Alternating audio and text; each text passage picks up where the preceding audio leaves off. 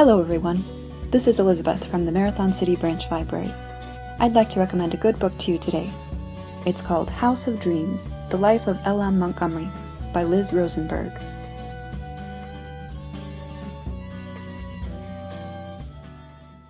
L.M. Montgomery is known for her series of books about Anne of Green Gables. Whether you've read the Anne books or just enjoyed the classic television adaptation, you will be interested to hear more about Lucy Maud Montgomery's life. She was an amazingly hard-working lady. Unfortunately, she suffered from recurring depression all her life and had many hardships. In her own words, "Perfect happiness I have never had, never will have. Yet there have been, after all, many wonderful and exquisite hours in my life." For those unfamiliar with Maud's life story, as I was, this book reads like a novel. The author, Liz Rosenberg, engagingly draws together historical fact with excerpts from Maud's journals and letters to tell her story. You are always wondering what will happen to her next. We find out what aspects of her own life she put into her books that make them so accessible to her readers. We read of the stern, unaffectionate grandparents who raised her, her girlhood kindred spirits Laura and Will Pritchard, Maud's many, many suitors. Seriously, it seems like everywhere she goes someone's always falling in love with her. And the solemn minister Ewan MacDonald, who eventually became her husband. Also her fun, faithful cousin Frida, 10 years her junior, but her closest friend throughout her life nonetheless. Maud describes her one true home as the McNeill homestead in Cavendish on Prince Edward Island, where she lived as a girl. I'm going to read from Chapter 5, a bit about this childhood haven.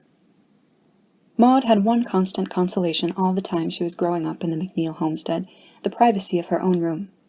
A room where one sleeps and dreams and grieves and rejoices, takes on a life of its own, Maud wrote. Her summer suite of upstairs rooms became her essential and cherished place to dream and work. Maud's grandparents sent their granddaughter to bed promptly at 8 o'clock, but she didn't object, for her dream world began then, that strange inner life of fancy which has always existed side by side with my outer life. In winter the McNeills lived in the kitchen area, close by the large cast-iron stove. It would have been too expensive to heat the whole house, so the family confined itself to the downstairs. Grandmother McNeill knitted or sewed, her work-worn hands always busy. Grandfather McNeill bent over the newspaper or sorted the mail. Sometimes, on bitter nights, Grandmother and Grandfather McNeill slept in the warm kitchen. Maud stayed nearby, in her small, dim, winter bedroom, close to the hearth. She desperately awaited spring and summer when she could race back upstairs, returned from exile, a queen in my own independent little kingdom. Her rooms overlooked a world of beauty, fields and woods and flowering fruit trees.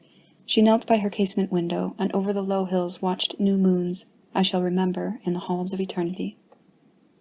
As a young child, Maud slept in what was called the lookout, a tiny morsel of a room, basically an oversized closet. Maud dubbed it her boudoir, thinking it sounded elegant. Here she kept her first few books and magazines, her dolls, workbox, and treasured knickknacks. The view was of western Cavendish, over the trees of the garden to far hills and woods. "Poor little room," she wrote in her journal. "I dreamed many a bright dream there."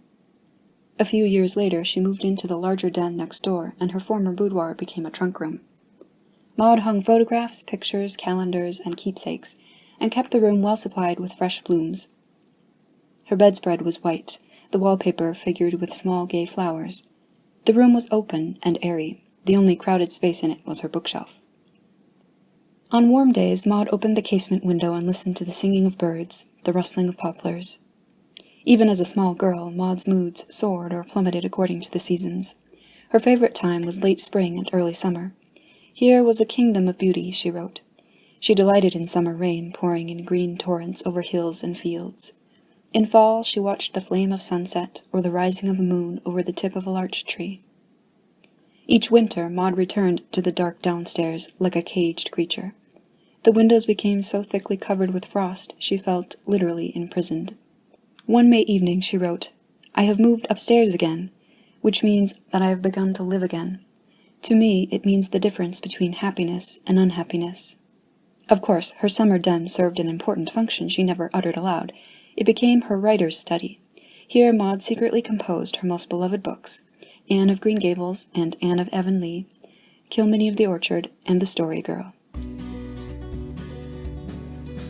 If this sounds like a book you'd enjoy reading, You can check it out at the library or digital library, or keep it in mind for later.